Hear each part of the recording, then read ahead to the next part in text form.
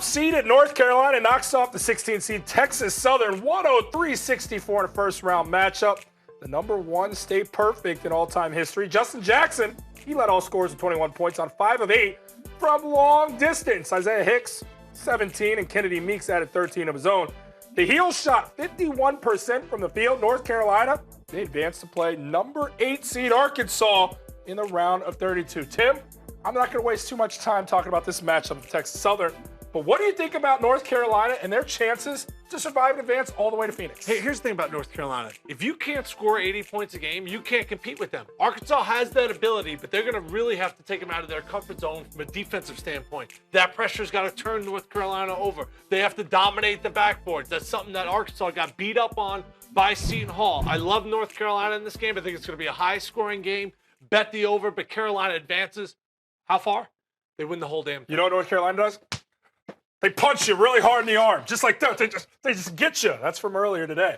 They punch you really hard. The front line, they beat you up down low. Moses Kingsley better be ready for one of these. He better be ready for one of those. You got one coming now. Right? Okay, because you got to. That's what's going to happen. That's what happens for Arkansas. When North Carolina shows up, they come with one of these. You think Arkansas is going to be ready for that? You think they're going to be ready? See, that last one hurt, okay? Arkansas is not going to be ready for. You can't simulate the size, the athleticism, the presence that North Carolina Moses has. Kingsley, down not low. enough.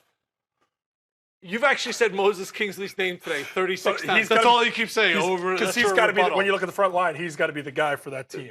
Who are you picking in the game? North Carolina. I mean, get I think off I Arkansas. think North Carolina has one more win in them before they run into Butler.